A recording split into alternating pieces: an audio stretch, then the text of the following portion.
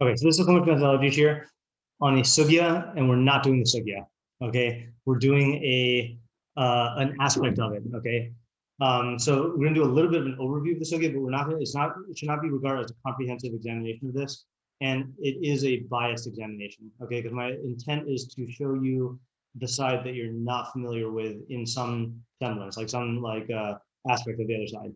Okay, so the sugya is rooted in this Gemara here in קידושין daf lamed amud aleph, which is repeated in Avodah Zarah Yud Tet Amud Beis, and we'll read both of them.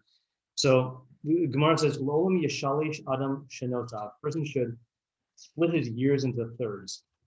Okay, shlish b'mikra, a third in scripture. Shlish b'mishnah, a third in mishnah. Shlish b'talmud, and a third in Talmud. Okay, so. So Rashi's Girsa apparently didn't say Talmud, it says Gemara. So if you look at Rashi, Gemara. So what is Gemara? Svarot v'tame stimasehen shel mishnayos ulepartam b'meh zozo. So the explanations and the reasons for the I don't know how you want to say this, stimasehen shel mishnayos, the terse language of the mishnayos maybe. And to resolve them in areas that they contradict one another. Okay, so when he says Gemara, or when our Gemara says Talmud, it doesn't mean like the text of the Talmud. It means like the activity of the Talmud, like that type of learning, the type of learning that the Amoraim did with the works of the Tanaim. That's what he means. Okay, because that's the activity they were doing. Okay, then the Gemara says an obvious question: Mi yodea kama chaye? Who knows how long you're going to live, right? So how can you split your years into thirds, right? Like if you know you're going to live 60 years, then you got 20, 20, 20, right? But, so then the Gemara answers, lo צריכא ליומי. No, this only applies to the days. Okay, now Rashi gives this very interesting interpretation. Liomei yemei hashavua, days of the week. Okay, so what does he mean by the days of the week? So you look at the Gemara in the Avodah Zarah, says the same thing. Amar Rabbeinu bar Chanilai. And Rashi there says, "Biyomi shnei yamim mikra, u'shnei yamim mishnah, v'chulei." So I guess Sunday, Monday, you do Torah B'Tzav. Tuesday, Wednesday, you do Mishnah. Thursday, Friday, you do Talmud, and then Shabbos. Chazara, oh, yeah, everything, right? Yeah, so he doesn't say what you do on Shabbos, okay? But Tosfos takes him to task for that, okay? That's the Gemara, and that's Rashi, okay? But what we're really going to focus on is Rambam versus Rabbeinu Tam, okay? And that's really where the big machlokess is, all right? And I'm calling it Rambam and Rabbeinu Tam because there are people who side with Rabbeinu Tam, like I thought the Ritva sides with him, and there's people who side with him, and then the Rambam just is the fullest exposition on this, okay? So the Rambam starts off. This is in the Mishnah Torah, say for Hamada, Help Talmud Torah, Perak Aleph, Halachos Yud through Yud Beis. We start off Ad Ematai Chayav Lilmod Torah. Until when are you obligated to learn Torah? Which is a weird question. Again, we're not going to the sugya, but just to note the weirdness of the question. So like what's the havmina? Like do you say like until when are you obligated to say Kriya Shema? Like until when are you obligated to say like to do matzah? Like the assumption would be that all the mitzvos apply your whole life, And same thing with this answer. Like the answer is ad yom moto, until the day you die. Like what's like I don't know what the havmin is, but we'll save that for Rambam B'kiyos. Shnemar, as it says, lest you remove them from your heart all the days of your life. Okay, so that's referring in context. That's referring to the things you taught at Har Sinai, but it's applied to Talmud Torah here. And the entire time that you don't involve yourself in learning, you forget. Okay, so that's another weird thing, is the obligation to learn Torah contingent on remembering it, and like the only reason you're obligated to learn all your life is so you don't forget it? Like that whole first thing is weird. Okay, then we get to the next part, and you see, by the way, that this is another case where the printer split the halacha when the Rambam did not split it. Okay, Rambam has this in one paragraph, and it makes sense because he was just talking about how you're obligated to learn for your whole life, and now it's saying how you divide your life. Okay, so he says, "V'chayev l'shalosh zman l'midato." The person is obligated to divide his learning, the time of his learning, into thirds. Shlish Torah Shebitzav, a third in the written Torah. Shlish Torah Shebal Peh, and a third in the oral Torah. Now this is where we have to pause. I actually forgot to add a source to the thingy. If you want to get around, you can. If not, you can just listen. So if you look in the Hakdama of the Mishnah Torah, just for those who are not familiar with the Rambam's lingo, I think in even in our yeshiva, but I'd say like in Ashkenazi yeshivas in general, Torah Shebal Peh is used interchangeably with Talmud or Gemara. According to Rambam, that's totally not the case. Torah Shebal Peh is a completely different thing than Gemara and then Talmud. So the clearest definition of the Rambam for Torah Shebal Peh is in the first halacha in the Hakdama. Okay, so in the Hakdama he says, Kol mitzvos shenitnu lo leMoshe b'Sinai b'Pirush nitnu. All of the mitzvos that were given to Moshe at Sinai, they were given with their explanation. As it says, I will give you the stone tablets and the Torah and the mitzvah. Torah, Torah refers to the written Torah. Mitzvah zo perusha. Mitzvah refers to its explanation. V'tzivanu la'asos haTorah al pi hamitzvah. We are commanded to do the Torah according to the mitzvah. Mitzvah zo hi hanekras Torah Shebal Peh. And this mitzvah is called Torah Shebal Peh. So just to get it clear again, Torah is the written Torah, is the psukim. Mitzvah in that pasuk is the explanation, and you're commanded to do the written Torah according to the explanation. So the Torah Shebal Peh is the way you implement the mitzvos, or the teachings of Torah Shebal. And he gives an example of this in the Hakdama of the פירוש משנה, which we're not going to read inside, but he basically says, the Torah Shebal says, in Sukkot you should sit for 7 days, right? But if I said do that, if I just said do that, you wouldn't know how. Right? Or you at least have many possibilities of how, because you'd have a lot of questions. What is a sukkah, right? How do you make it? What are its dimensions? What is the schach made out of? What does it mean to sit? Who is obligated? All of these questions are questions that are not explicit in the Torah Shebal, and that's what you need Torah Shebal Peh for. So the Torah Shebal Peh is how you do the teachings of Torah Shebal. And then just to show you how seriously he says it, again, this is the statement that is some people really don't like the Ravid, I think. If you look at the last halacha, not the last halacha of the Hakdama, but if you look at the Oath Lamed text, so he's writing about what the Mishnah Torah is. Sorry, that's not on your sheet. So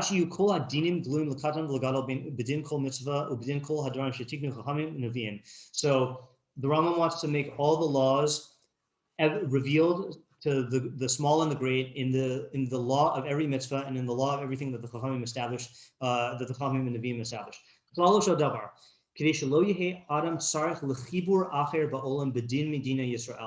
that person should not need any compendium in the world for any of the laws of Israel.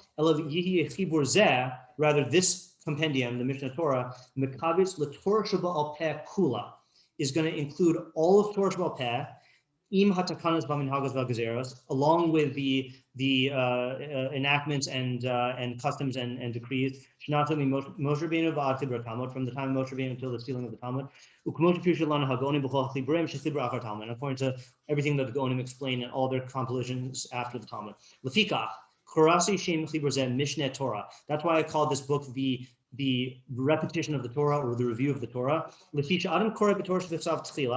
a person will first read Torah Shebal, and then he'll read this,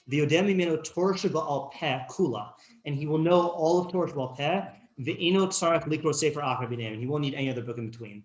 So people who are ignorant say, oh, the Rambam wanted to replace the Gemara with the Mishnah Torah. But that's ignorant because it's totally not looking at what the Rambam's definition of Torah Shebal Peh is. Rambam's definition of Torah Shebal Peh is how you implement Torah Shebal. And what the Rambam is promising is he's going to give you a book that tells you how to implement all of the 613 mitzvot, meaning what we will call halacha. Gemara is dealing with a completely other set of things. It's dealing with how the halacha was derived. It's dealing with the nuances of the psak. It's dealing with lots of other things. But the Rambam says, I'm not trying to replace the Gemara. I learned Gemara with students, but the Mishnah Torah is Torah Shebal Peh, according to the Rambam. And he's not saying that his are the only right opinions. If Rashi wrote his psak for all of the mitzvahs, that would also be Torah Shebal Peh. It's how to implement Torah Shebal. Okay, so if you want to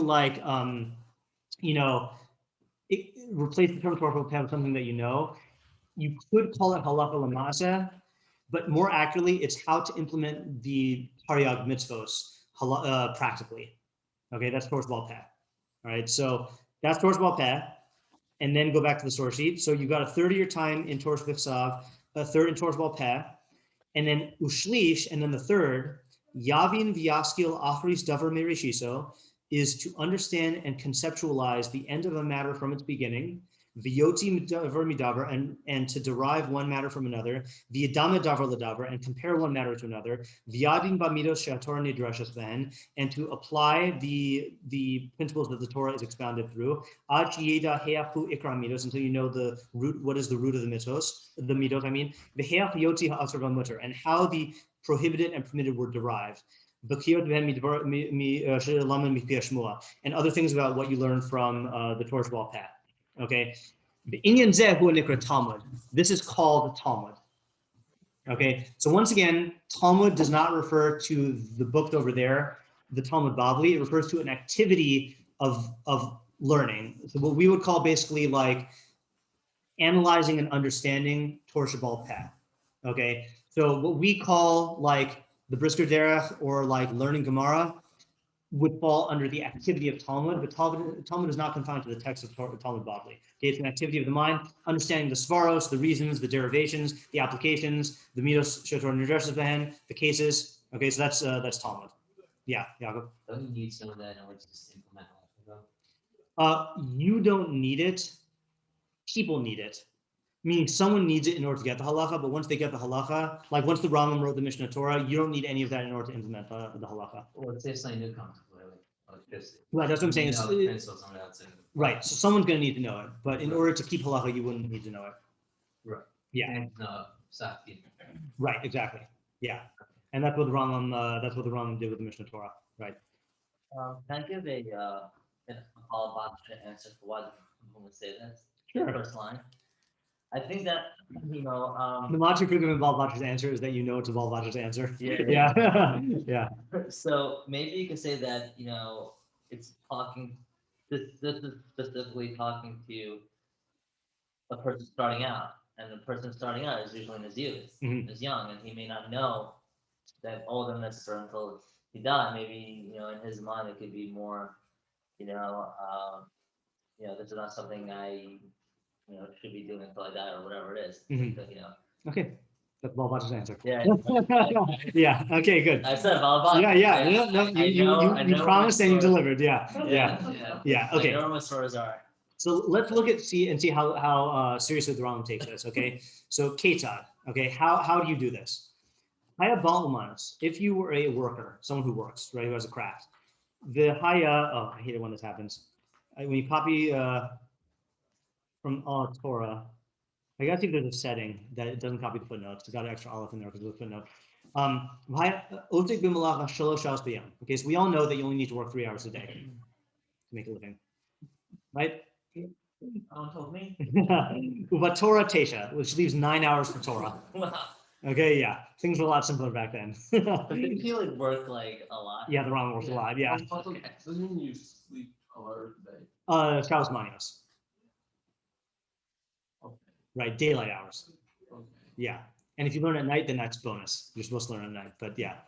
Okay, so yeah. Okay, so let's say you got 12 hours in a day and you work for 3, and then you have 9 for Torah. Okay, what do?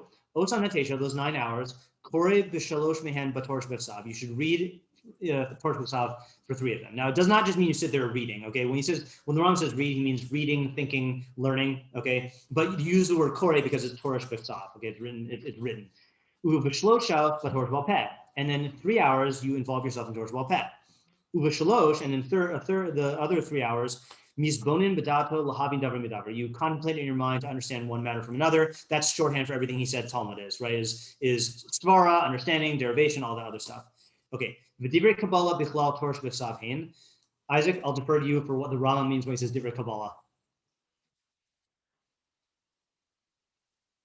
I assume let's say something like ayin being done. Okay. I assume that's what it means. So what does he mean? He says Upirushan bichlal torah Baal Peh. So you're saying that the Kabbalah is just the received, like almost like formulaic interpretation of the Torah B'Ksav, whereas like the Torah Peh is the actual implementation. Like saying it's different, it's Mammon does not actually tell you, that's not Torah Peh because it doesn't tell you how to implement it. Yeah. Okay, fine. Okay, I hear that. That makes sense. Okay. V'ha'inyanos hanikraim pardes b'chlal Talmud. Okay, and the things that are called pardes, which is metaphysics and physics, is included in Talmud. In Talmud. Okay.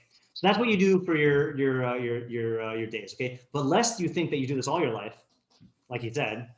When does this talking about? The Talmudo shel Adam, at the beginning of a person's learning. Okay. But when he matures in Chachma,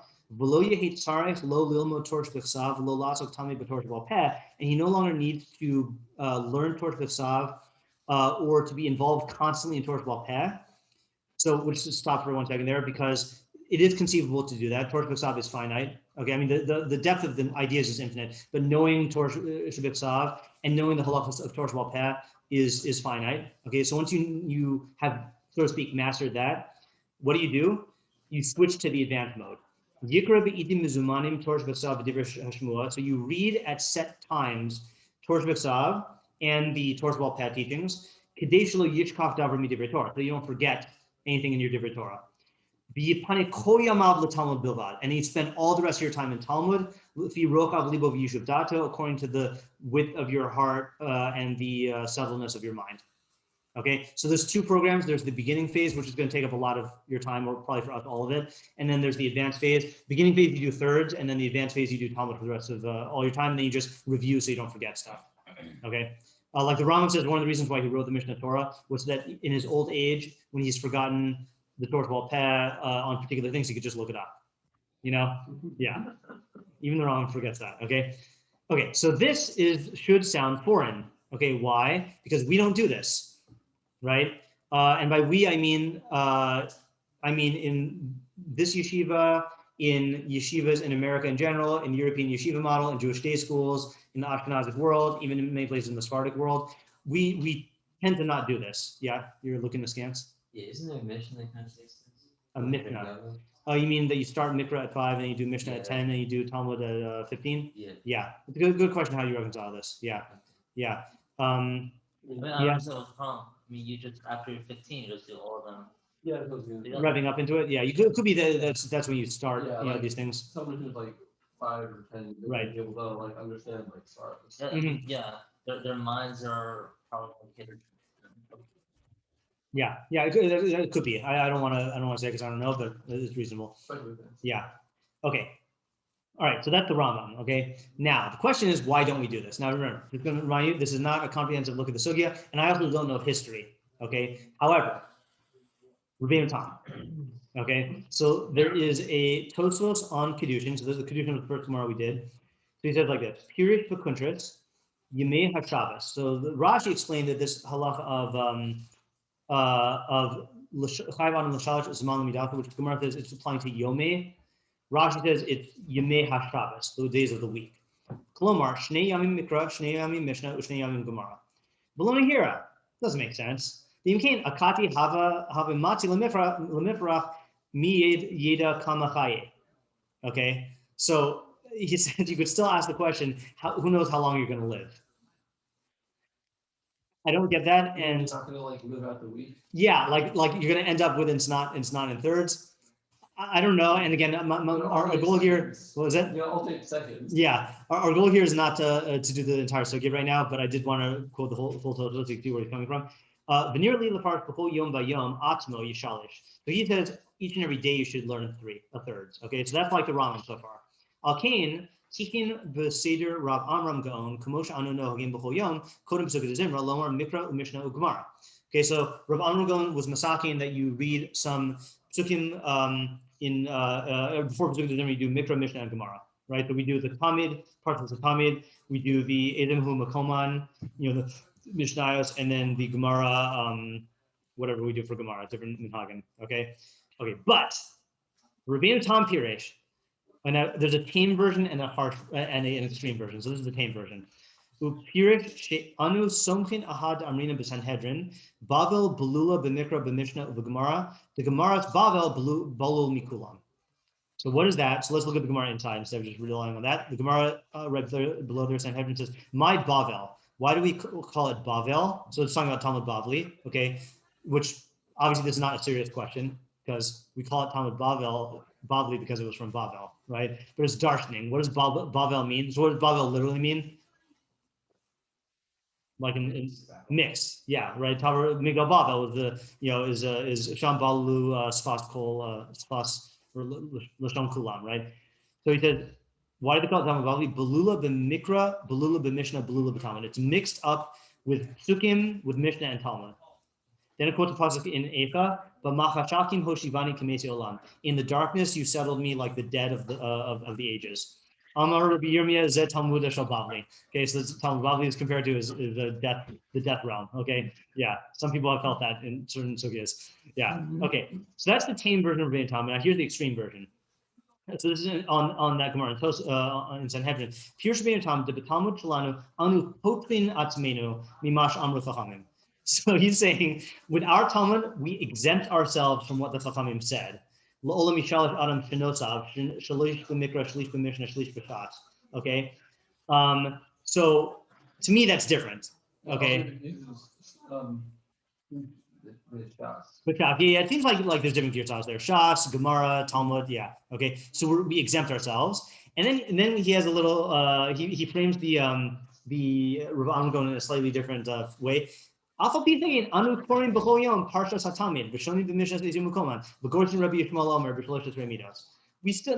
look at us. We do these three things, right? We read a little bit of Mikra, Mishnah, and Talmud.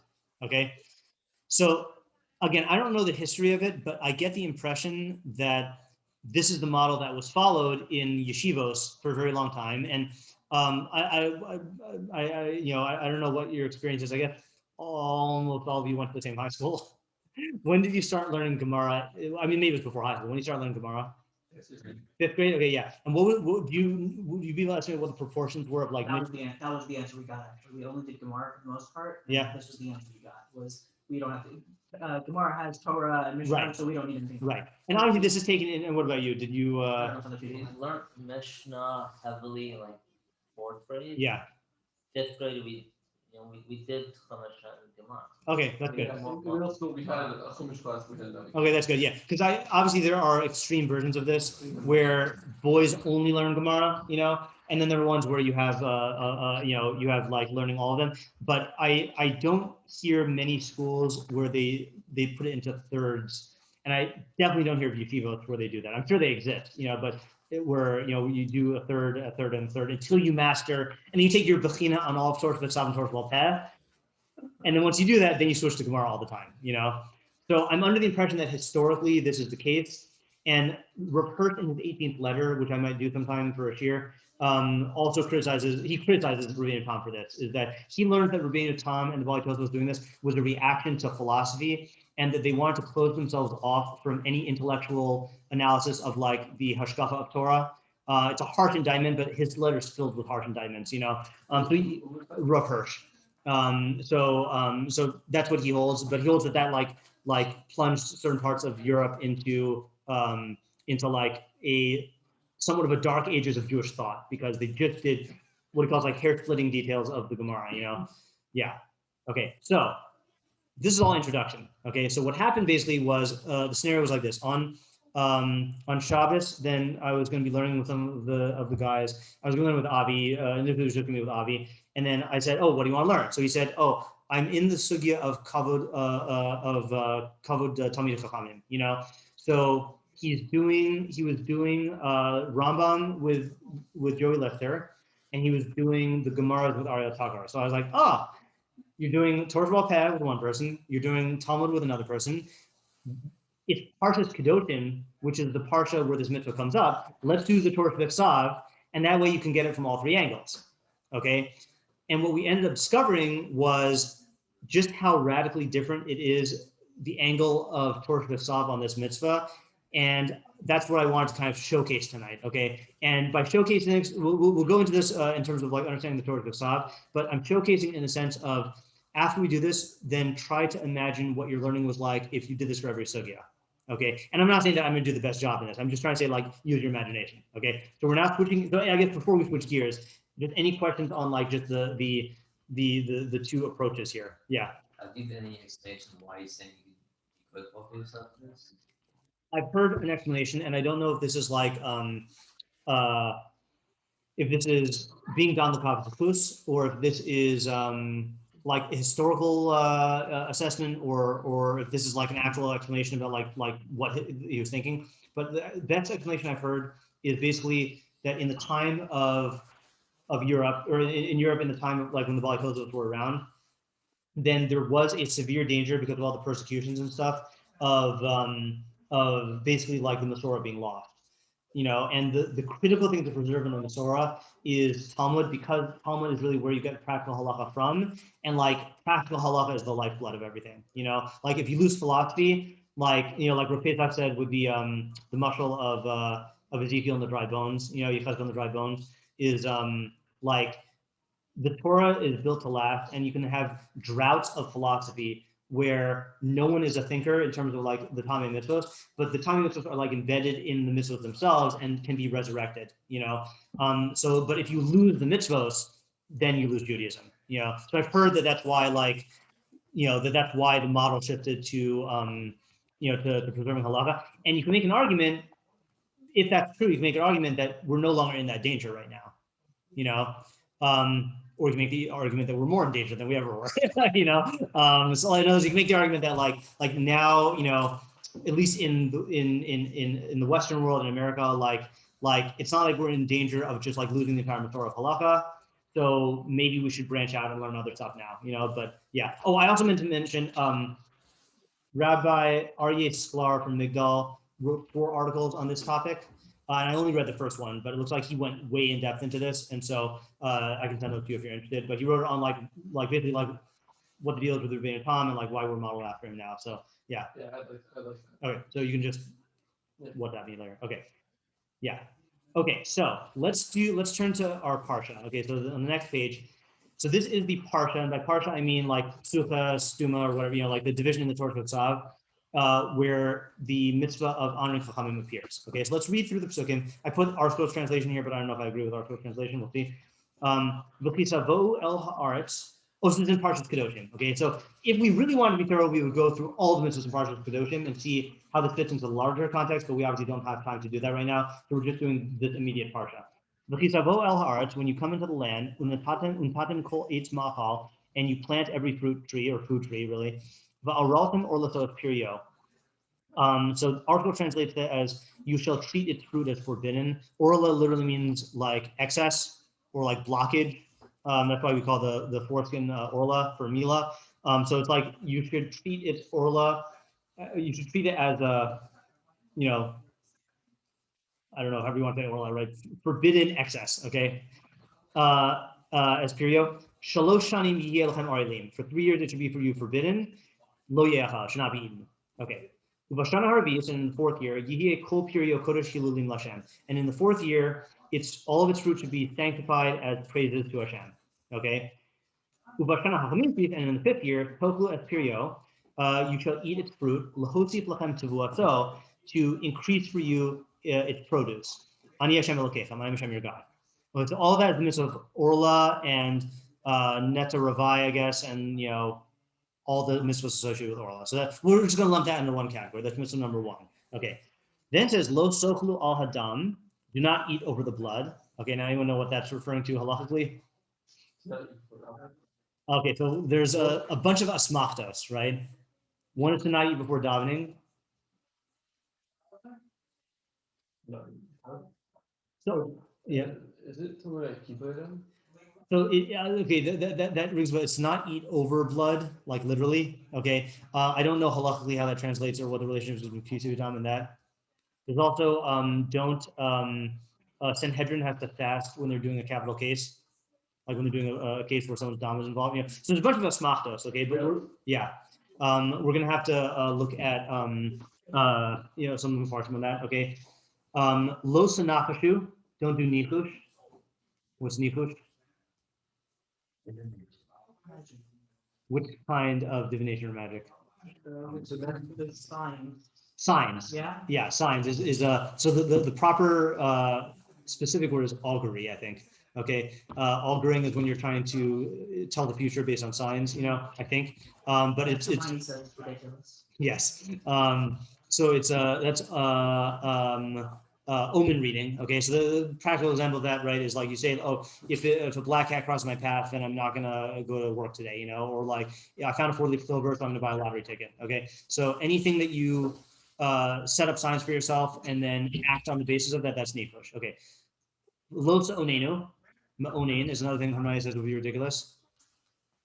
It's used only based on superstitious times. Yeah, is lucky and unlucky times. There's So something else in that category. there is something else in that category. So the primary example is astrology or lucky or unlucky times. So astrology literally based on reading the stars, or Friday the 13th is unlucky, like I'm not gonna go to work that day. You can find a lot of excuses not to go to work with all these things. And then the other thing that's included in this, we talked about this recently. Yeah, I'm trying to remember. I forgot what shiur it was.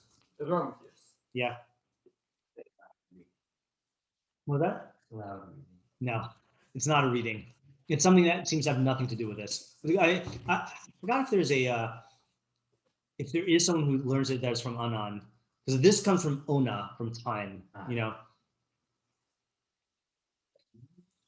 No, bones are going to come later, or at least one bone. Yeah. So it is prestidigitation or sleight of hand. Okay, doing magic, but convincing people that it's real. Okay, it's not mashma that he would hold that if you just like acknowledge that you're just doing a trick, then like if you go up to your to a kid and go like, oh, I stole your nose, like that's not it's not Isser Doraisa, yeah. Okay, so and I think the only reason why that we hold that it's both is because it's a machlokess tanaim and we paskin like both. But I don't think there's any intrinsic connection between those two, like lucky times and like magic. I mean, no more intrinsic than the other things. Okay, Los akifu pa'af roshchem, do not round the corners of your head, so payouts, what we call payouts. And don't destroy the corner of your beard. So those are all would you call those all payouts? Okay. V'seret lenefesh lo sitenu b'v'sarchem. Do not make an incision for here lenefesh means for a dead person in your flesh. So that was the practice that they did in the olden days, where they would wound themselves in an act of mourning. Like the only example of this I know in real life, or not in real life, I didn't see this, but from my not from my past, I shouldn't say that either. Ancient Hawaiians, okay, I guess, and I don't know if it was all of them, but one of the mourning practices was when their like spouse would die, they would knock out their teeth and then gouge out an eye. Oh. Yeah. So it's so I'm sure they had different practices in different cultures, but that was the one that I read about in the ancient Hawaiians. Yeah. And uksovas kaka lo sifnu bachem ani Hashem. Uksovas kaka is what we call a tattoo, right? So any form of incision in the top two dermal layers, I guess, that you rub a dye in. Okay, you shouldn't make in yourself. Ani Hashem, I'm Hashem. Al tachalel es bitcha lahaznotza. Do not profane your daughter by prostituting her. V'lo tizneh aretz umalahar zima.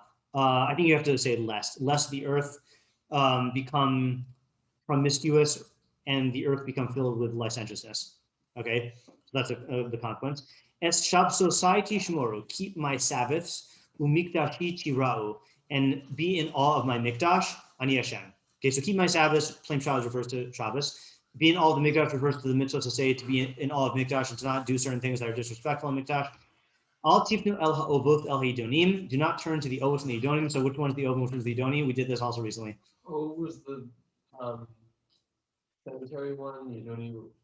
Cemetery one was the speaking armpit. Yeah. And the idoni was where it's with the bone in the mouth and then it talks. Yes. Okay. Right. So these were two very specific forms of like oracles. One involved this graveyard and like armpit talking, and then the other one involved the bone of the Yadoa bird that you put in your mouth, and like there's some other talking there. So it's very two specific forms of fortune telling or of oracles. And there's an isser. These are particularly strict with Torah. It's usher to do it, and it's usher to seek advice from them. So this is saying al tipnu al ha'ovos v'al idonim, v'al tzvakchu l'tam al b'han. Do not seek to be contaminated with them. That's talking about like seeking out from them. Ani Hashem Elokei, I'm Hashem your God. And then right where you expect it, mitnei seva takum, rise up before old age. V'hadarta p'nei zaken, and show honor in the presence of an elder. An elder here means someone who is chacham, okay, even if he's not old in years. V'yaresa me'elokecha, and fear your God, ani Hashem. Okay, so the obvious question that we have to ask is, Why is this here?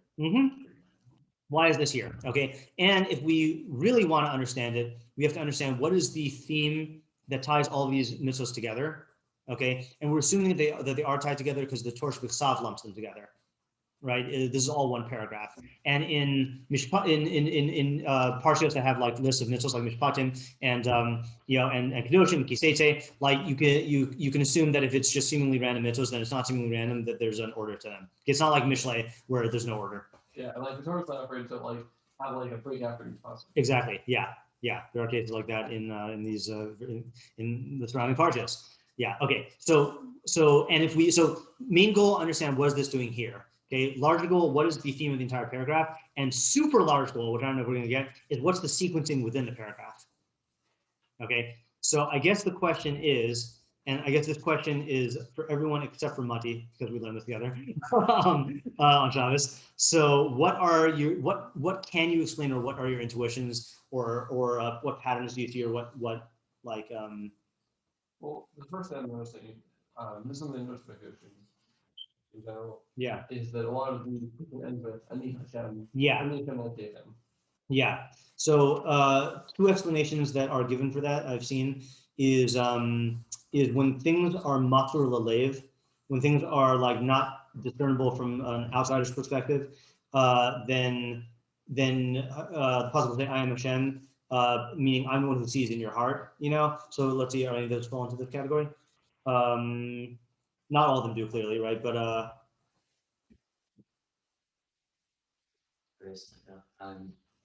Last one. the last one. They say it's happened. Yeah, although that is. I think Roger says that if you don't get up, you say because you didn't see him. Oh yeah, right. Right. Excuses that you can make. Yeah, I didn't see him. Yeah, that I forgot that also counts, right? The other interpretation that's given is Hashem, Yud Vavke is mias Rachamim, and Elokim is mias Adin. So when it says I am Hashem, it's emphasizing that I'm trustworthy to pay you your reward. And when it says Elokechem, it's saying I'm trustworthy to punish you. When it says both, then it means that I will reward you if you do this, and if you violate this, then I'll punish you. Why is that not just every good? Because you need the reminders. There are ones that you're particularly severe, or ones that you're inclined not to do. Yeah. So those are just two explanations. I don't think that's going to affect our learning of this stuff, but yeah. Seems like a lot of it's revolving around truth, like how you acquire truth. Okay. And like what's not true, right? So like they're talking about all these like omen reading, Yeah. Right? That's obviously not true. Yeah. And then it's talking about like a Talmid Chacham who helps you get to truth. Okay, good. So that would cover Vav, right? Is the omen reading and the lucky times, and it would cover the Lamed Aleph, which is the seeking out from these oracles, and then Lamed Beis is the antidote to that, or like the correct version of that, which is turning to Chachamim as a source of Chacham. Okay, good. So now the question is, what about everything else, and then how does that begin? Why was they off to 27? 27. Yeah. Is saying like don't. Yeah, because that's going to be like my mitzvos are, right? What the ovdevos are. What the ovdevos are would do, right? Yeah, I guess it's different. Same category. Yeah. Okay. So I think that branches off into a broader category, though, right? Not just seeking truth. Oh, I did not mean that one. Yeah. I had my marks the first week. Yeah. 4 times a Kodesh. Yeah. Yeah. So the ones that don't seem to fit in are Orla, as we're pointing out, right? And then Altakala Asbitkala Haznotsa is prostituting your daughter. That really doesn't seem to fit in. And Shabbat and Mikdash don't cleanly fit in. I can probably fit the profaning your daughter in. Okay. I mean, like when the land is filled with licentiousness, Yeah. people are not focusing on truth; they're just focusing on hedonism and their own personal desire. not Okay. anything, So. That's true. Now, this is the problem, by the way. This is not a problem, the challenge, okay? Yeah, this is the question. It's like, you know, like the Rambam says in his Hakdama when he's talking about giving Tami mitzvos, he says you shouldn't expect Tami mitzvos to be as certain or to fit as cleanly as like halakhic reasoning or scientific reasoning, because that's not the nature of Tami mitzvos. Because, you know, each he references Aristotle in the Nicomachean Ethics, but he doesn't quote it. Let me just see if I have the quote here. Rambam. Hold on here. Where did I quote this? All right, I can't find it right now, but I'll paraphrase it. Is Aristotle says that you shouldn't have the same standards in everything.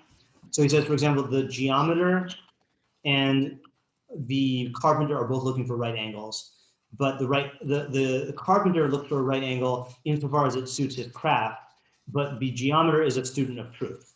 So meaning for a carpenter, if an 89-degree angle is going to be sufficient, then that's good enough. He doesn't care that it's not exactly 90 degrees. Now, you can't fault him for that because it just doesn't matter in his field. But if a mathematician said, oh, 89 degrees, 90 degrees, what's the difference? That's like a big difference because there you're like a spectator of truth, you know? So Rambam says when you're finding, you know, when you're doing halakhic reasoning or scientific reasoning, there's a certain standard of exactitude and truth that you need to do.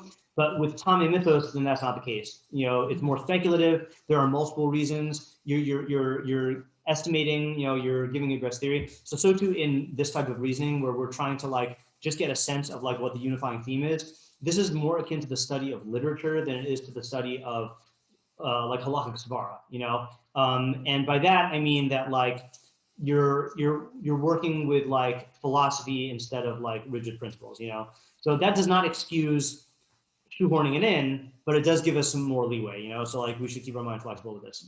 Yeah.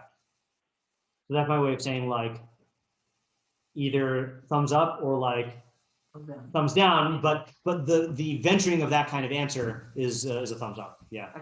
I can also stop punishment and recording. Go ahead. I think that the idea of Orla is you're kind of giving up a little bit of control, like you're understanding the truth of how agriculture works. It's not you, it's up to the God. And so you're saying when you come here, you can do whatever you want. Yeah. But then you can't after this certain amount of time. Yeah. And then you're allowed to, and I'm going to give you, like it's giving up, it's understanding the truth of God giving you. Okay, good. All right, we're going to see the Rambam says that. Yeah. Another aspect is that I think you're giving out perfectly good fruit. Like, yeah, this is like great fruit. There's nothing wrong with it. It's just like you're just not having it because of the reality of it. And that can be scary because you don't know if you're going to get it next, but God's specifically telling you, you can put this away and you're okay. Yeah, that's true. Factually, just a side point. Factually, I think the fruit in the first 3 years is not as good quality.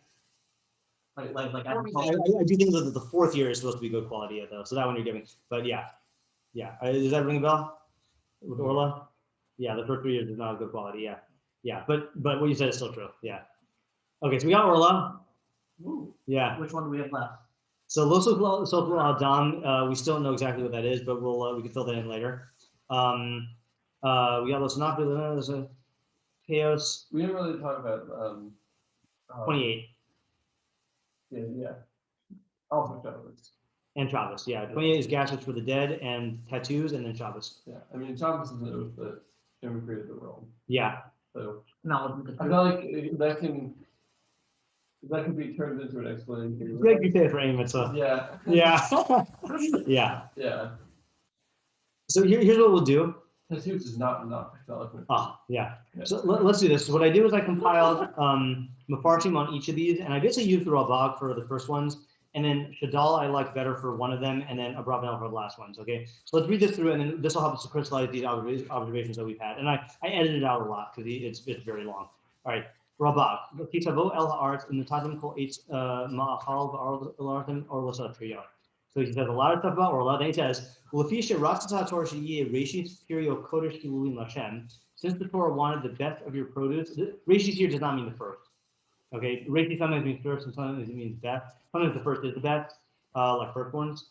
But yeah. But sometimes it just means the best. And here it can't mean the first because this is in their 4th year. Okay, Right. so that the Torah wanted the best of your fruit to be kodesh as praise to Hashem. Lahayir, in order to teach you, ki Hashem yisalahu hapol be'emes b'chol ha'ulos hativios u'mi'ito alkol. That God is the one who is the efficient cause of all of the natural actions, and from Him is everything. Chuyav. So because of that, chuyav, such a rabagi in Hebrew. Chuyav. That's not a real word, by the way. Okay. Chayav is a word, Mechayav is a word, Mechuyav is a word. Chuyav, I don't think is a real word, but let the Ralbag be Ralbag and talk however you want. Yeah. Is that like even really giving the imperative too? It might be some obscure grammar thing, but I've just never seen it until this moment. Yeah. Chuyav Shiyamtin. Yeah. Shiyamtin ze ad Hashana Harvis Shi Nivchar Mashi Elachem. So because of that, then you're obligated to wait until the 4th year, where the choices of it will be for Hashem. And we're going to get a math tech for Amber Alert or something? No. Okay, I just thought to go look at their phone. That's why. No Amber Alert, Isaac? No. Okay, good. If there is, we'll find a baby. But yeah. Yeah, that's what Amber Alerts are about usually. Yeah.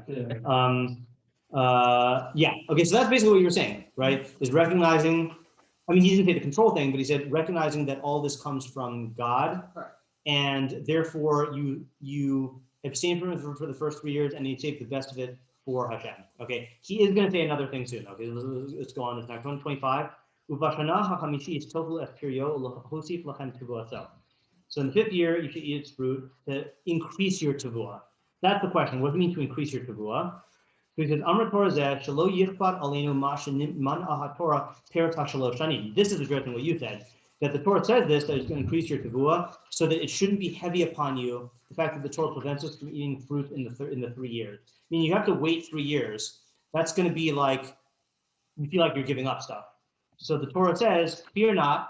I'm going to make it worth your while. I'm going to make it worth your while, yeah. Gam peretz hashana harvis lo hitira lochlam. Even the 4th year you can't use to eat. You can only do it in the place that God chose.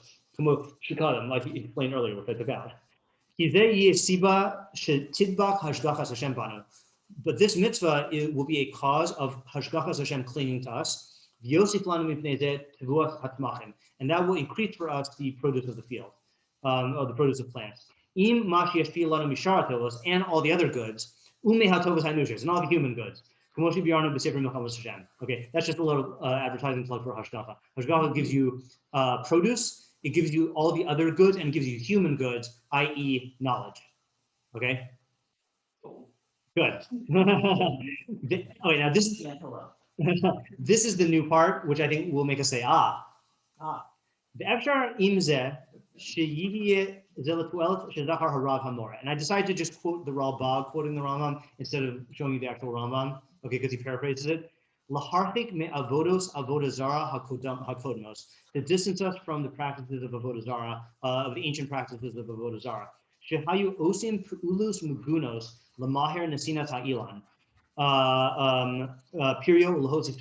They would do strange actions in order to hasten the tree's giving of its fruit. Okay, we're not going to go into what those actions are because it's not appropriate for a yeshiva. Okay, but the Rambam talks about it in there.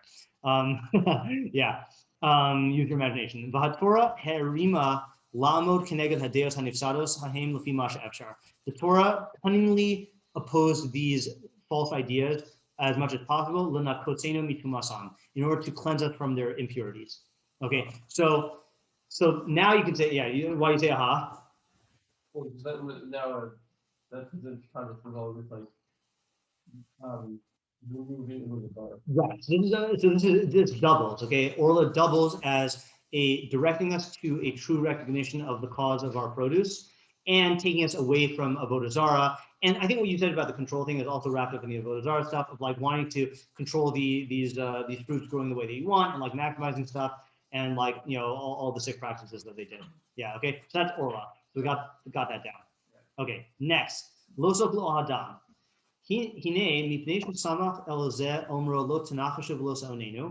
So since this is juxtaposed with don't omen read and don't do lucky times, Lamadu shaha'afila adam haisa lekavana sheyedu lahem ha'asidos.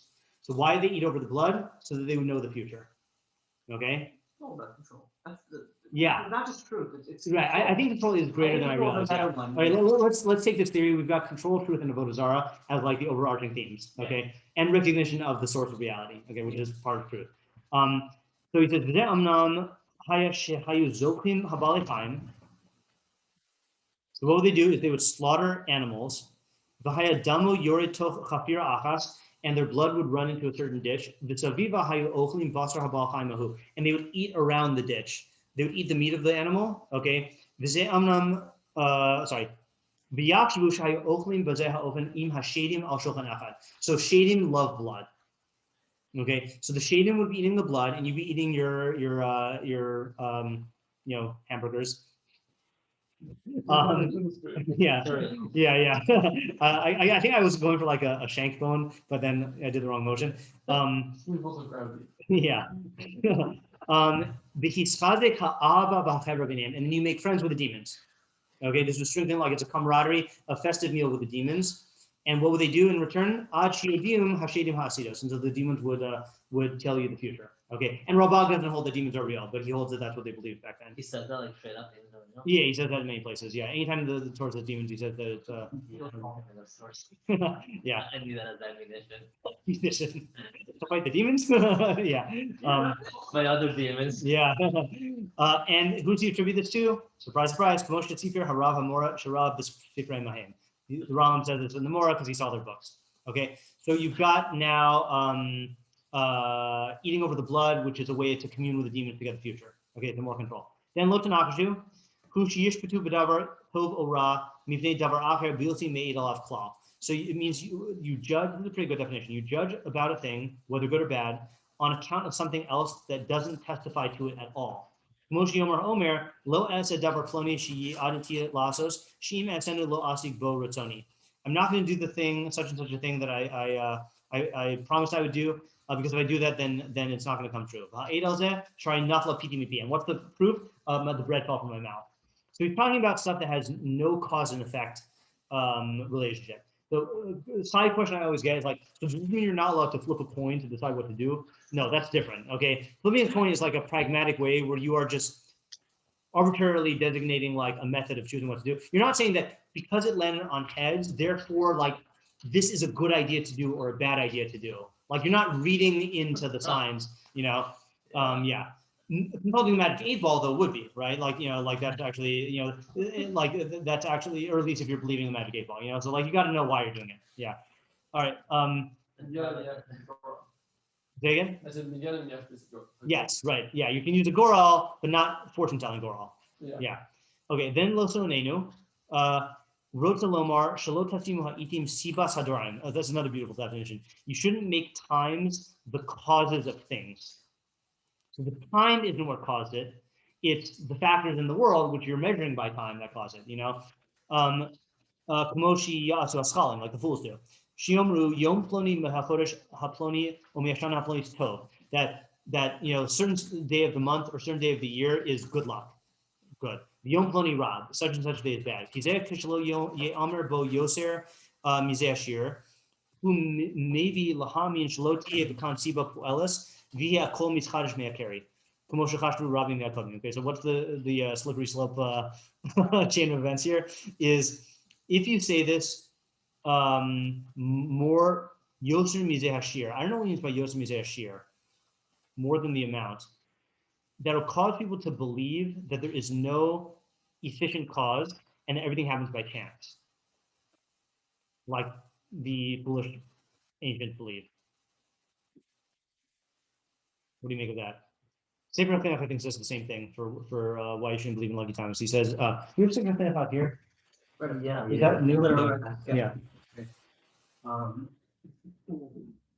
think he says the same thing. I think he says it a little bit more likely. Yes. Okay.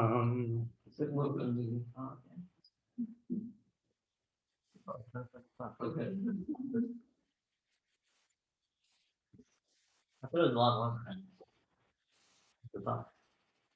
He says, Hold on, I found it. Oh no. Oh, you have that too. There was a mission. Huh.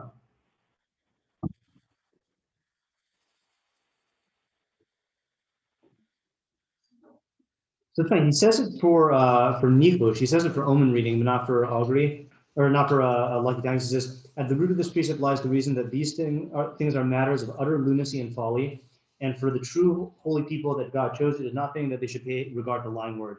Moreover, so that's like the basic reason that we don't do this, because it's false. Moreover, they are a factor that thrusts a man away from faith in the eternal Lord and from the sacred Torah, to set him going from their midst to complete heresy. For he will reckon that all his good and bad fortune and all that happens to him is a matter of chance occurrence, not by the watchful care on the part of his Creator.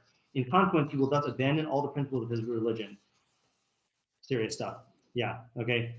Therefore, since the eternal Lord desires our good, he commanded us to remove this thought from our heart and to set firmly in our heart that all evil and good issue by the word of the one on high, according to man's deed, be they good or bad. And so I think, so how does this, how do either of those promote belief in everything by chance?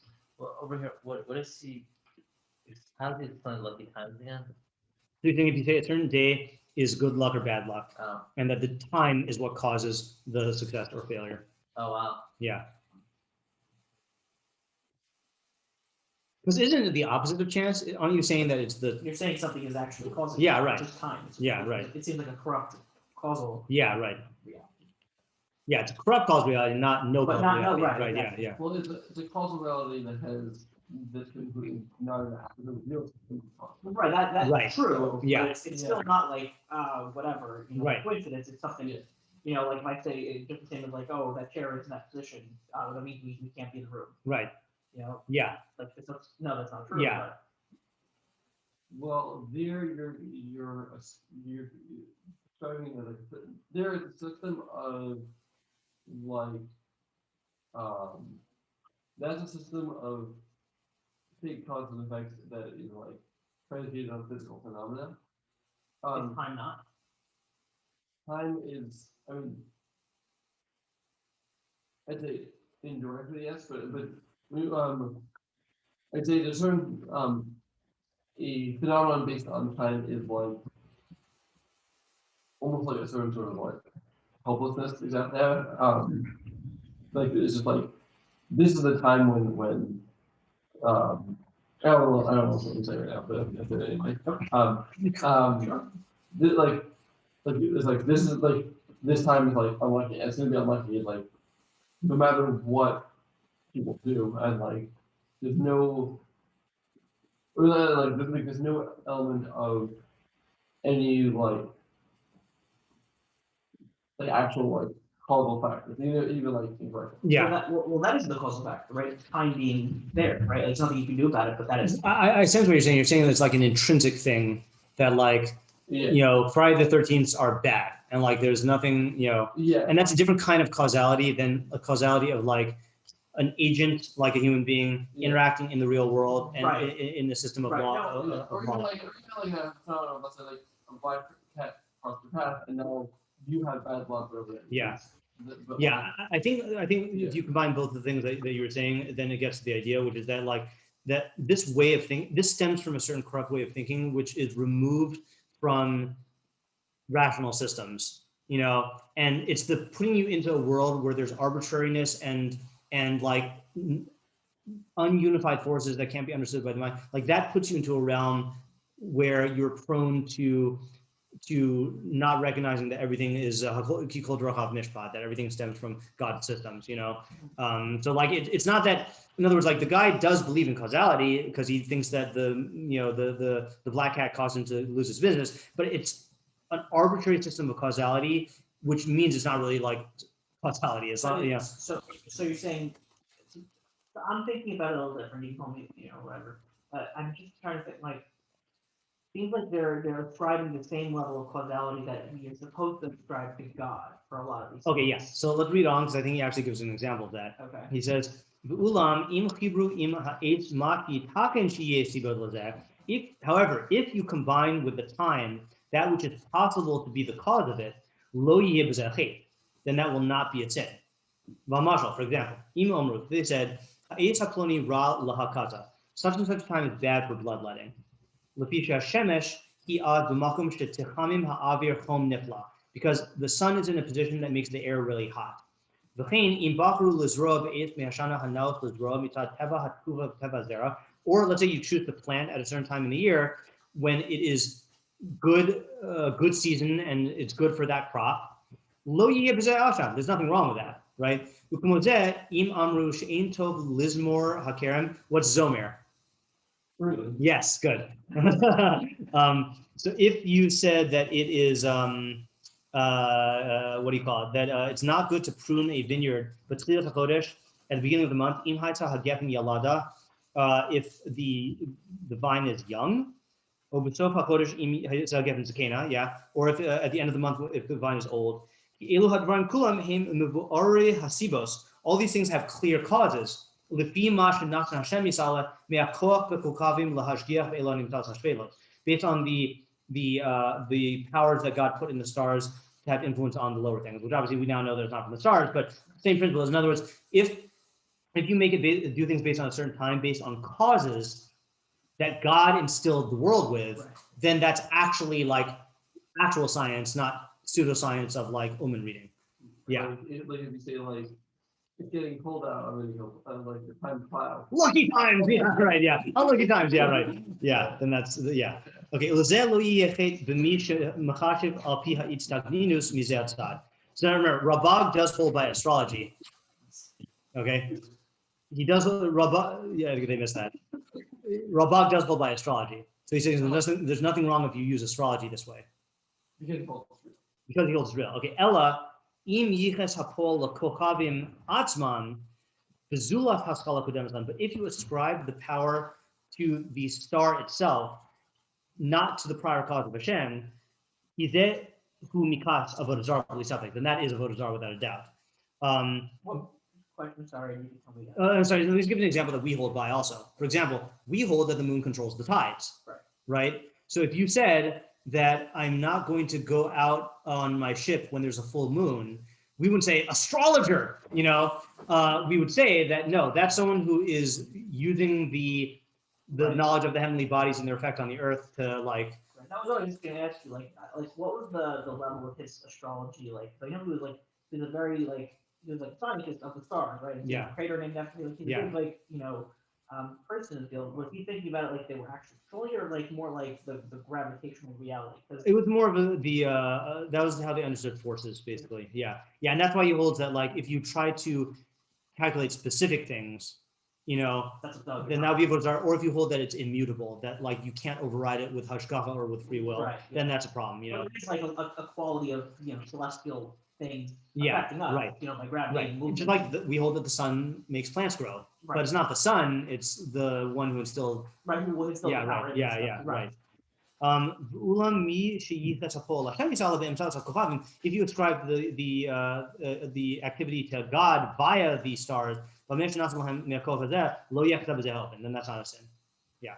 Okay. So that is mo'onim. Okay. So that covers it also. So that I think is consistent with what we said before. It's just he fleshed it out really well. Okay. And again, you see the dichotomy of counterfeit reality world, and then truth and science and God. Right. Yeah. Okay. Lo sakipu pa'at roshem. Do not round the corners of your head. Yadush minhag avodah zarah ha'ilahaki te'at rosham. It's known that the minhag of avodah zarah was to shave the corners of their head. Rotalamar lagalech also ta'ar. To shave it with a razor. There's a remnant of that minhag today. I don't know if he was talking about the what do you call the monks, like the friar haircut style where they have like the ring, but like they shave all the around their head, I don't know. Yeah, something like that. Yeah, there's a special name for it though, I think. Not though with the shaving the head of the bald part, right? That's one I'm picturing, but yeah. But I know what you mean though, yeah.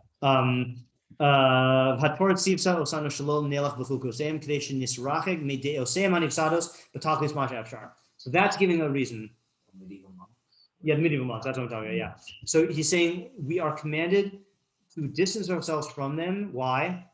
We don't learn from their deficient ideas.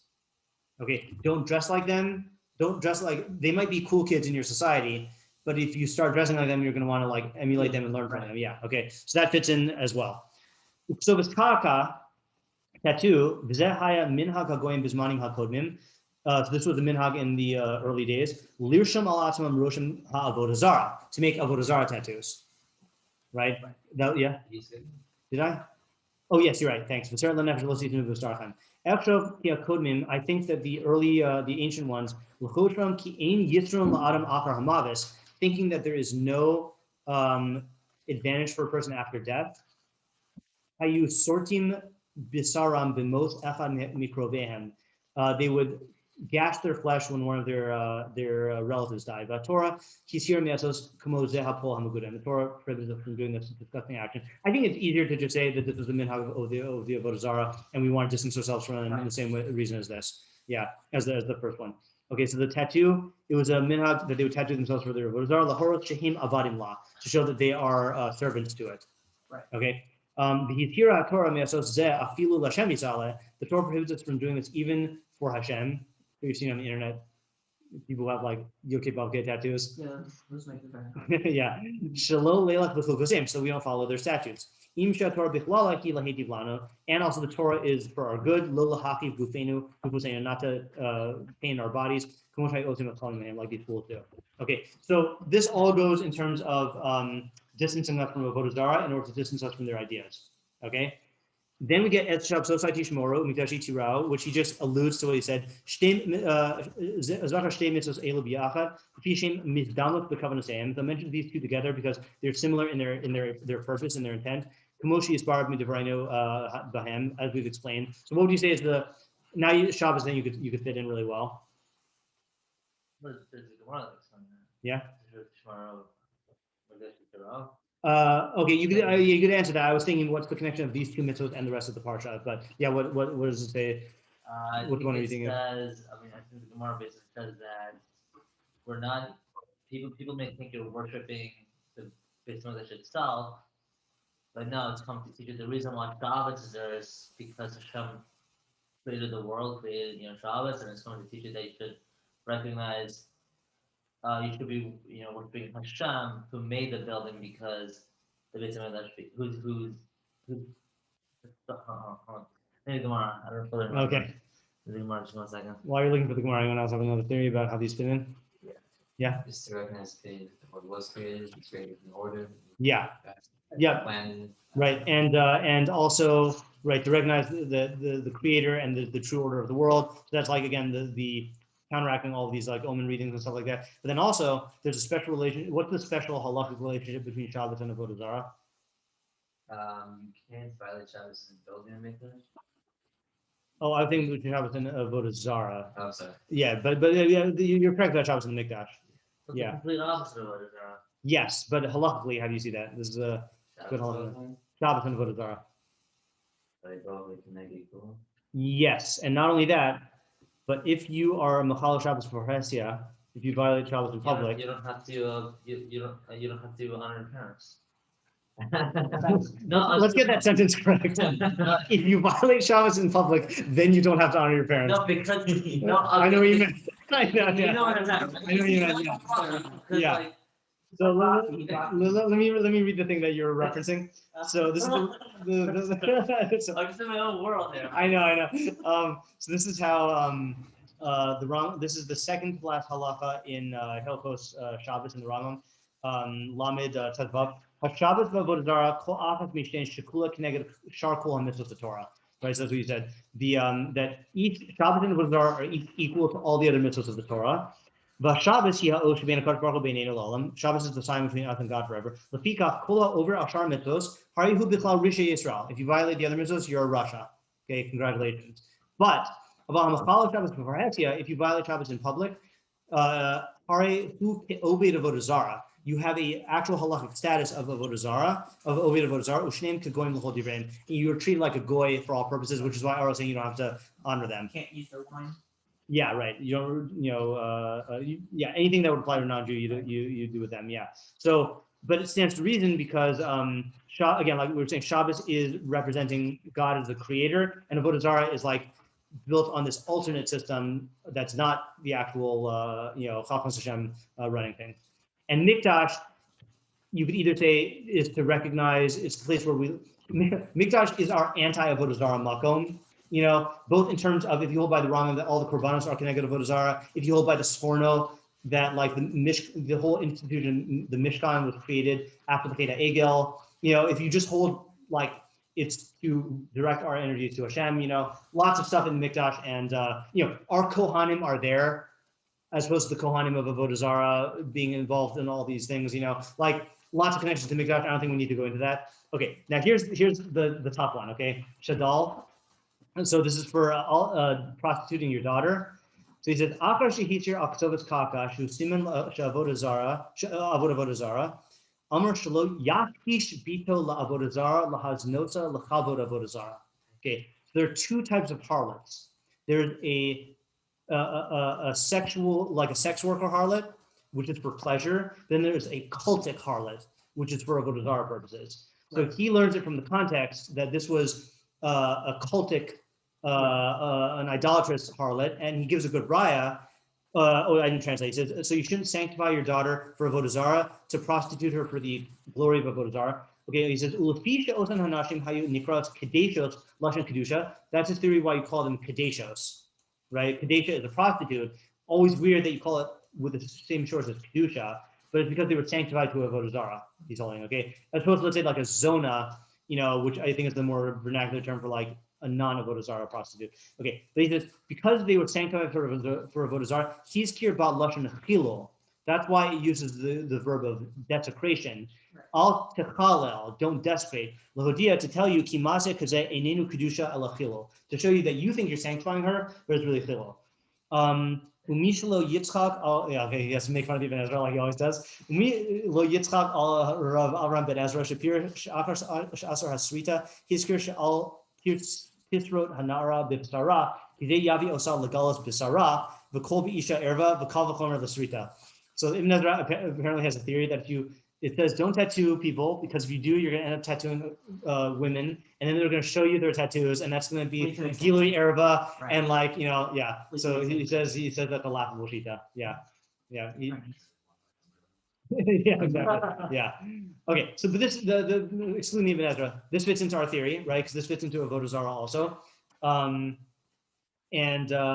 it's hard to know like how this everything else up until now we were able to explain in a particular way. I don't know what the role of the cultic prostitutes was. Right. I don't know if it was for the people or for the priests or like summoning the gods. I have no idea. Right. Like what that was. I'm going to just make a comment. Like I feel like that's what like I'm assuming maybe we're not understanding exactly what role they played. Mm-hmm. But like if it's just like a some like cult of like this type of prostitution, like it doesn't seem like it's as broad as all the others, right? Yeah. Like it seems very specific and like, I don't know. Yeah, but then again, I don't know, because I don't know how prevalent these were, you know? Right. Yeah. You found it? Yeah. Yeah. So he says the etch shot is firm with this row lamali. So why do you need both of them together in one pasuk? Yeah. It is needed for that which was taught in the following verse. So he yachol Yisrael other than Mikdash. Maybe should I just skip the? Yeah, it's gonna be long. I don't want to do it. But okay, yeah. 3 lines. Okay, yeah. Basically, I'm gonna just skip the answer. Basically, you shouldn't. You did. Mashmir Hamura b'Shabbat, just as with regard to the observance that is mentioned concerning Shabbos.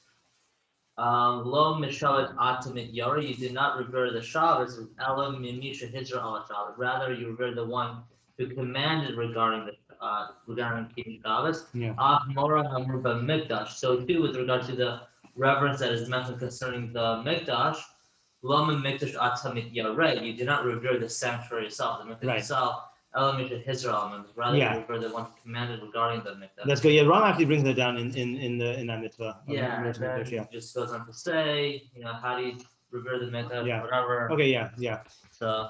Okay, that's good. Yeah, that fits in. Okay, so last one, Abravanel. Okay, so this is going to be for the Ovi Nidoni and Talmidei Chachamim. Okay, he was the only one I found, or the most clear one to explicitly connect them. Hine Ham Ha'orla Bichlalo Eno Mipnei Heyos Pri HaShalosh Shanim Harishonim Lach Ma'od. But I don't think I intended to copy this part. But Davak Kumosh Kata Ramban Im Kadat Rav Amore. Okay, fine. He agrees with the Rambam and Orla. That's about avodah zarah. Okay. But Vorsh Atralim Darche HaAvodos Hanipsados. I think it's supposed to say Darche, not Darne. because it prohibited for us the ways of the deficient of avodos. Ha'ileh, Amar Achrav Eshrab Sosai Tishmoro Umikashi Tirao. Klomar, Malachem Lalef Achre Hahevel V'Hakazav B'Dvarim Ha'ileh. Why are you going after falsehood and vanity in these things? Shimru et Shabbatos Hamorim al Chidush Ha'olam. Keep the Shabbos, which point to the creation of the world, Haklali, in its entirety. Umizei Tedu Shekol Hadvarim Biyadi. You should know that all of these things are in my hand, in Hashem's hand. V'ani hayoter v'habore, and I am the former and the creator. V'hamashpia kirtzoni, and I'm the one who bestows good according to my will. Lo Elohei ha'amim, not the gods of the nations of Tsilehem and their idols. L'chein et mikdashi tirao, v'lo telchu levate akum. So that's what I was saying, is that mikdash is our temple, right? Don't go to the temples of the Avodah Zarah. Ki ani Hashem bal hakofos kulan. I am master of all the powers. All the other actions are nonsense. Not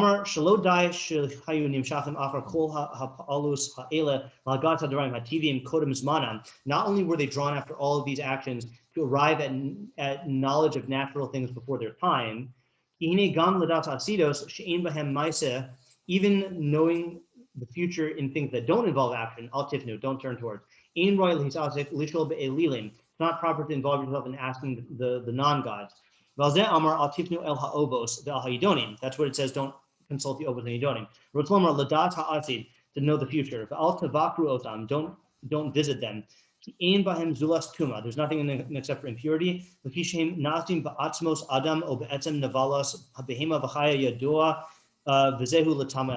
you're saying they're made out of dead humans and animals. Fine. So he's taking latama literally. I said in this, I am Hashem your God. I have hashgacha on you. And I dwell among you. Okay, here we go.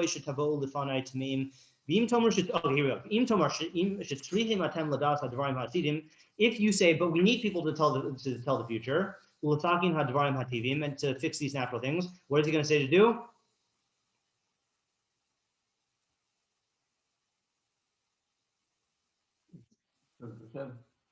How? That's not what he's going to say. Yes.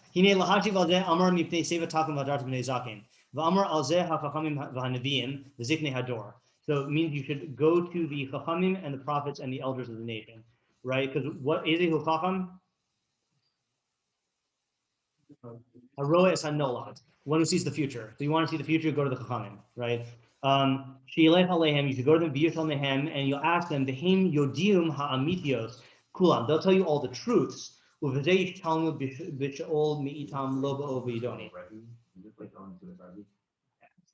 Not at all. This is like going to Shlomo HaMelech and asking him how to make decisions based on Chachma. Yeah. Yeah, Mitzvah style. Or Nevuah, even better than Mitzvah. Yeah, I was going to say, you want to see the future and not like a Chachma as an actual what's happening, good, and they'll be accurate. Yes, exactly. 100%. Yeah. Okay. So now that we've seen all those, let's go back to our paragraph and see if we have a cleaner idea of the unity here. I don't necessarily think we're going to have time to go through the flow, like why one goes to the other. So what is the unifying theme of this entire paragraph here? Can we say it succinctly now? More than the rough version we had before?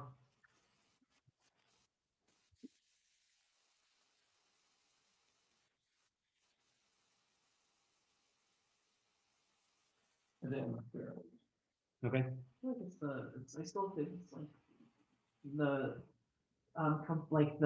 contrast between Avodah Zarah and God. Yeah. I think that's really what it's talking about and how you get there from stage one to. Right. I think it's that, but I think it is a little bit more specific, like you initially started to say. So I'm going to try saying it, and maybe we could tweak it.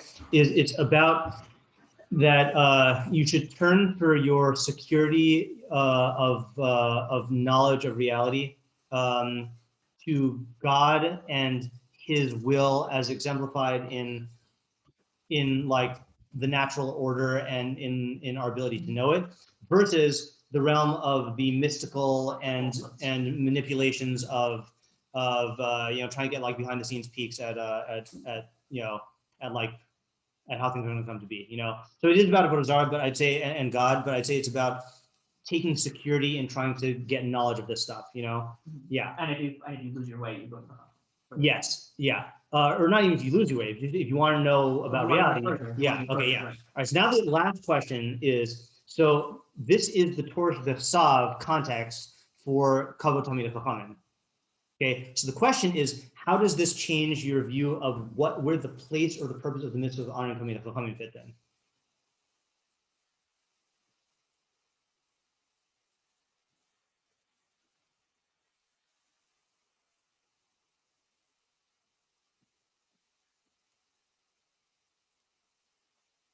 I mean, this is very philosophical. Yeah, And that's, I think it's it's not halakhic. It's not like, yeah, but it's not like it's sort of V'Sav. Let me refine my question. Before you learned this, what did you think about the mitzvah of honoring Talmidei Chachamim, and how does this change things? Because they know Torah and it's out of respect for Torah. Yeah, right. No mention of Torah here. right. Right? I mean, clearly they are knowing Torah, but this is not put in the context of V'shinan Tam Levnach V'dibarta Bam, and like you should teach these things and like and honor the people who know that. You I know, think you could replace the word Torah with truth a little bit, and then that's really what it's talking about, right? Like this is talking right? But I about think it's more than that, though. the word, gosh. But I think it is more than that, though. Yeah. So like from the second that From the second, yeah. from the second we're doing, it was just mostly about like, showing us like what's true, on like fundamental level, in Yadus, and that's like the system that we're supposed to be going through, and that's like the ideal, way we should go about it. And Yeah. how that translates to something to come honoring, maybe the community was supposed to convey that system. Okay, let me ask you a blunt question. Okay, point blank question based on the immediate context. Who are the anti-Talmidei Chachamim? The Talmidei Chachamim for the falsehood, like Who are the people who are doing this. the Baal Oven Yidoni, the Baal Oven Yidoni, the oracles, right, and the people who you ask to tell the future from. Right. So what this is saying.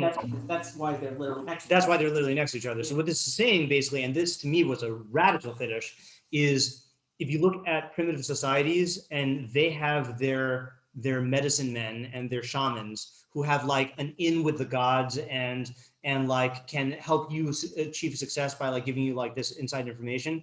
Or if you look at, let's say, like more modern forms of Avodah Zarah, like the Catholic Church or whatever, or other things like that, where like they believe in like a human being who has like some sort of like secret private connection to God.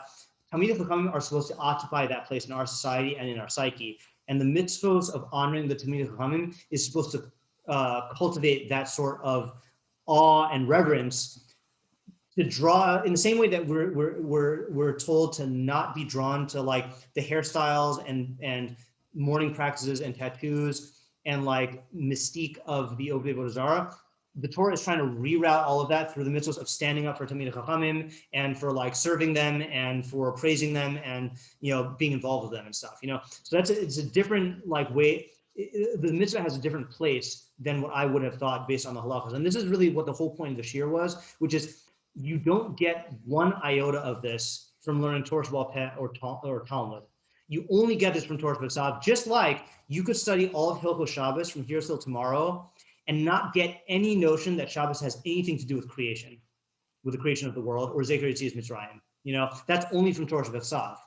Or you can learn all the meticulous halachos of Nida and not know the framework of Kedusha as presented in the Torah V'Sav, And this is why Torah V'Sav is so important, because to learn with the Shlish method, because if you only do Torah Sheba'al Peh and Talmud, you're missing the entire content of the mitzvah in terms of like how it relates to your perfection. Now, I don't want to say it's the entire content, because clearly you get a lot from Torah Sheba'al Peh, but certain like not axiomatic things, certain foundational things, like the fact that Shabbos is about recognizing the Creator, you